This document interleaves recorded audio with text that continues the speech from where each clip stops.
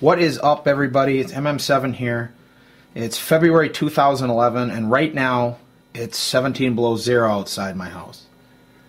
So yeah, it's middle of winter. It's freezing cold. So I'm not getting in a lot of range time because I shoot at an outdoor facility. Not really a facility, as you've seen in my other videos. It's more of a gravel pit, basically. But I live in a small community, and the local community opens it for shooting. So anyhow, it's warm inside, so I figured I'd fire out a couple videos here. This one I'm going to be talking about a couple of accessories I've slapped on the Glock here, but mostly I'm going to be doing a review of the Phantom LC holster by Raven Concealment Systems. But before I get started into the review and talking about that, I just wanted to let you know I'm going to have some more videos coming up pretty soon. A few things that I think are going to be pretty interesting. The biggest one is going to be all about concealed carry. And when I mean all about, I'm talking about gear selection, holsters, guns, things that you might want to consider. Obviously, much of it's going to be in my opinion on what gear works. But hopefully I can give some of you guys that are considering concealed carry sort of a mindset to work with. Maybe what you're trying to accomplish, stuff like that, because it helps to have that point of view when you're searching for gear. But more than just gear, I'm going to get into the philosophy of concealed carry. And I know a lot of people aren't excited about listening to philosophy, but I think it's an important consideration. To me, concealed carry is more than just, you know, strapping on a gun and walking out the door. There's a lot involved. It's a big decision. There's a lot of responsibility involved. And unfortunately, many states, if you are concealed carry, you're going to be in a shall issue state. There'll be some requirement, of course, of a shooting course that you're going to need to take to get the permit. They don't necessarily get into the mindset and the philosophy, I think, as much as they should. At least my course didn't. I mean, you'll get a legal overview, but there's moral considerations, political considerations, Second Amendment considerations. It's a big deal. It is to me, anyways, to wear a gun and take on that responsibility. So I want to get into all that in a video. It's probably going to be a multi-part video. As a matter of fact, I'm sure it's going to be a multi-part video.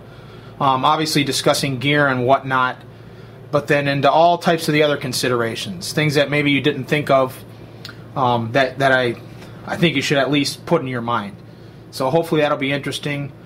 And then as soon as it warms up, I'm hoping to get out on the range and get some shooting in, get some new drills specifically designed for concealed carry holders, sort of scenario-based drills. Situations that you might run into as a concealed carry holder. Not just your basic, this is how you draw, this is how you aim type of stuff. Real scenario, sort of more dynamic stuff, a little more fun. So hopefully I'll get some videos of that out as soon as it warms up. But stay tuned and subscribe if you're interested in the video series on concealed carry that I'm planning. Hopefully pretty soon. But anyways, enough rapping. Let's get on to talking about the Glock and the accessories here first. It's Glock 19 is what I'm running. This is my everyday carry gun, concealed carry permit holder, as you probably guessed.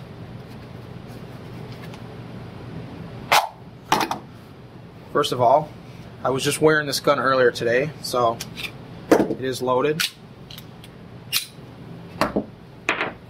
So I'm going to unload it.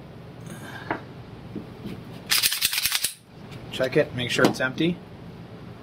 In case you're wondering, Spear Gold Dot, 124 grain plus P is what I'm running for the ammo.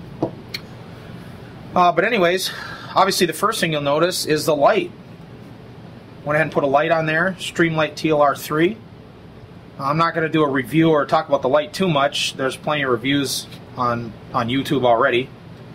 Needless to say, I think it's a good choice. It's high value in that it's not tremendously expensive. Obviously it's just concealed carry and home defense for me, and home defense was the main reason I put the light on it. There's a lot of philosophy on that. You can look that up. So I have the light. The next thing that I put on is this little end piece, and all it is a piece of plastic. I don't have a regular Glock that's not plugged to compare it with. But it's a piece of plastic, just a little plastic part that slides in there. There's the hole that's on all Glocks from the factory. I think it's a lanyard hole, I guess, which I'm not planning to ever use a lanyard. This piece of plastic just slides in there and pops into place. A little tab. You could take it out easily. And basically, what it does is just keep dirt and stuff from getting in that part of the grip. Obviously, there's the mag well.